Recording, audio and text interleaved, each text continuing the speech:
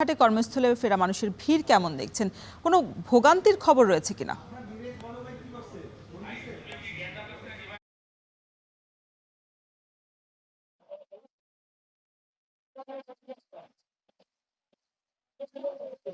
রওশন দ্বীপ জেলা ভোলার অন্যতম এবং গুরুত্বপূর্ণ নৌরুট ভোলা লক্ষ্মীপুর নৌরুট। এই রুটে ঈদ মৌসুমের আসলেই কিন্তু যাত্রীরা ভোগান্তিতে পড়ে। আজকেও তার ব্যতিক্রম নয়। ঈদের ছুটি শেষ পর্যায়ে আগামী শনিবার থেকে কলকারখানা এবং শিল্প কারখানার পাশাপাশি গার্মেন্টস খুলে যাবে। এ কারণে কিন্তু ভোলার যে সকল কর্মজীবী মানুষ রয়েছে তারা কিন্তু কর্মস্থলে ফিরতে শুরু করছে। সকাল থেকে প্রতিটি লঞ্চে কিন্তু কানায় কানায় যাত্রী নিয়ে, ধারণ ক্ষমতা 2 থেকে 3 গুণ যাত্রী নিয়ে কিন্তু আমরা যেতে দেখেছি। আমি এখন যেই টার্মিনালে রয়েছি, এই কিছুক্ষণ আগে ঝড় শুরু হয়েছে, বৃষ্টি পড়ছে।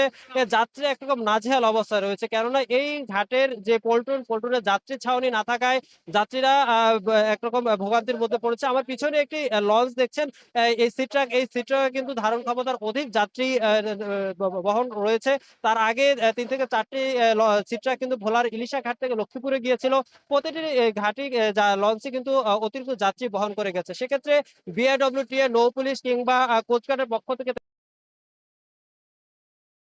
শত শত যাত্রী নিয়ে কিন্তু পার হতে আমরা দেখেছি। সেক্ষেত্রে যাত্রীদের সাথে আমরা কথা বলেছিলাম, তারা বলছেন তাদের কর্মস্থল বাঁচানোর জন্য, চাকরিতে যোগদানের জন্য ঝুঁকি নিয়ে অধিক ভাড়া দিয়ে কিন্তু তারা এই ভোলার ইলিশা থেকে লক্ষ্মীপুরে যাচ্ছে। বিশেষ করে এই স্পিডবোটের ভাড়া যদি বলি, স্পিডবোটের সাধারণ 300 থেকে 350 টাকা ভাড়া থাকলেও কিন্তু বর্তমানে 750 থেকে 800 টাকা ভাড়া দিয়ে তারা যাচ্ছে। তো এই ছিল আমার থেকে ভোলার ইলিশা লঞ্চঘাট থেকে সর্বশেষ তথ্য।